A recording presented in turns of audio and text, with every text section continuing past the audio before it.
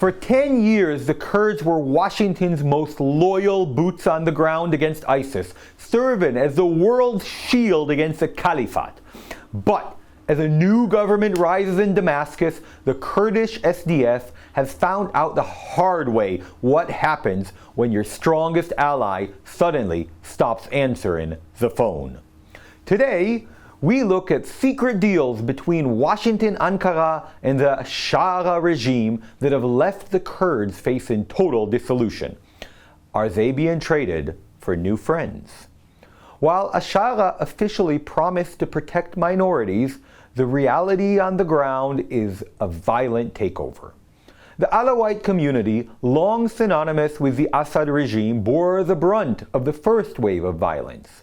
The fake calm shattered in March 2025 when violence erupted on the Mediterranean coast. HTS-affiliated groups engaged in door-to-door interrogations and summary executions, particularly in Homs and Latika, killing an estimated 1,400 people. Recently, the government leveraged public opposition to the Kurdish SDF to justify military mobilization, effectively occupying the public space to prevent Alawite protests in the coastal regions. In the south, the Druze of Sweda maintain a state of armed wariness since January 2025 and continuing until June. There were clashes between Druze militias and pro-government Bedouin groups, as well as HTS fighters. These clashes included kidnappings, displacement, and the murder of hundreds even in hospital beds. Thankfully for the Druze, Israel struck at Ashara's army, bombing the forces, as well as some symbolic structures, in addition to providing humanitarian aid to the Druze, in such a way that, at least for now, Ashara has turned his attention to other, easier targets. For the Kurds, the transition was a slow-motion betrayal that culminated in the events of the last few weeks. For over a decade, the Syrian Democratic Forces, the SDF, served as the primary U.S. proxy on the ground, receiving American training and arms to serve as the front line against ISIS. However, as the regional tide shifted toward the new Middle Eastern order, the Kurds found themselves discarded in favor of higher-tier strategic partners and interests. In March 25, the SDF and Damascus signed an agreement to integrate Kurdish forces. However, implementation stalled for nearly a year due to disagreements on how it should be done. The SDF demanded decentralization and somewhat of an autonomy and recognition of Kurdish as a national language, while Ashara insisted on centralized, iron grip and control.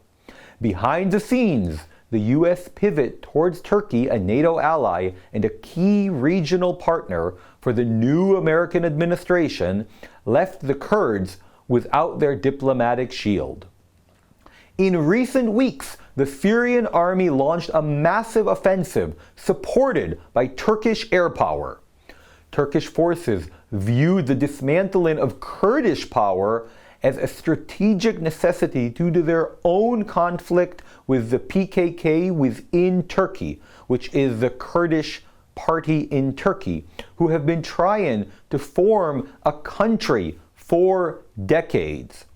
Washington reportedly provided a silent green light for the operation. So government forces surged into northern Aleppo, dislodging SDF from neighborhoods they had governed for a decade. Faced with total defeat and a lack of American intervention to stop the Turkish jets, SDF leader Mazlum Abdi accepted a ceasefire that effectively ended Kurdish autonomy. SDF members are to be vetted and integrated into the national army individually rather than as intact units, effectively dissolving their command structure and neutralizing them as a cohesive political force.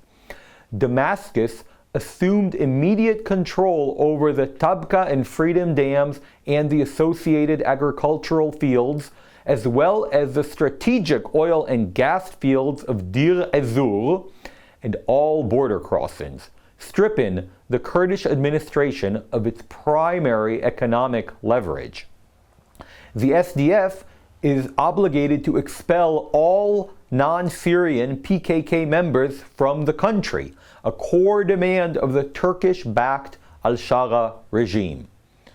The collapse of the SDF security apparatus has created a global crisis regarding 10,000 ISIS prisoners and their additional families that the Kurdish forces were guarding.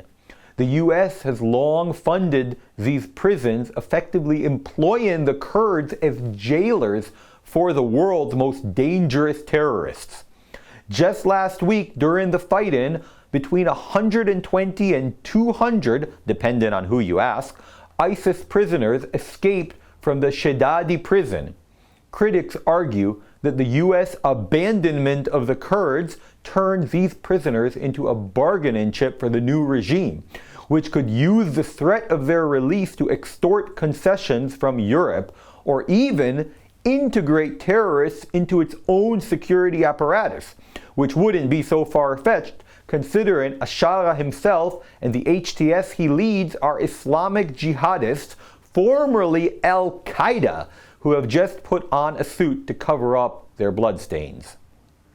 Consequently, the US is going to move about 7,000 ISIS prisoners to Iraq, signaling that they do not trust the new Syrian government's ability to manage them. Now, while of course the Kurds' tragedy is indeed just that, a tragedy, there is also one thing that I'd like to tell you that's probably less on the world radar in this regard, which could be seen as positive for Trump, for Israel, for the West, which is the fact that the Sunni Syrian regime now controls the border crossing with Iraq, and the Iraq is currently controlled by Shia, is a point that could escalate into conflict between Sunni and Shia Muslims, in, of course, that, when two fight, a third wins. If there's a conflict between Syria and Iraq, it weakens both of them, and consequently may be considered good for the West. But, moving on. Despite this, the US has largely backed Al-Shara as a stabilizing force to replace the Iranian-backed Assad. This shift marks the end of the strategy that once saw the US, Israel, and Kurdish forces aligned against common enemies, leaving the Kurds as the forgotten casualty of a new regional arrangement between Washington, Ankara, and Damascus. Now, the US may see Al-Shara as a stabilizing force, but for the Alawites in Latika, and the Kurds in Aleppo, and the Druze in Sveda, this stability looks a lot like a firing squad. If this is the new Syria, it's one built on the corpses of its own citizens. On a minor note, just to update, US forces are still building up in the area for an expected attack on Iran. Airlines are canceling their flights to the region, and the Allied generals are meeting to coordinate. And in Gaza, searches are ongoing for the remains of Ran Gvili, the last hostage.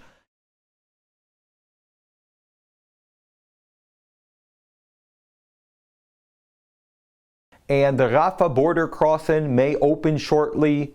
We will have to wait and see.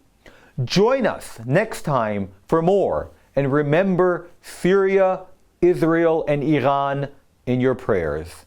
Shalom from Jerusalem.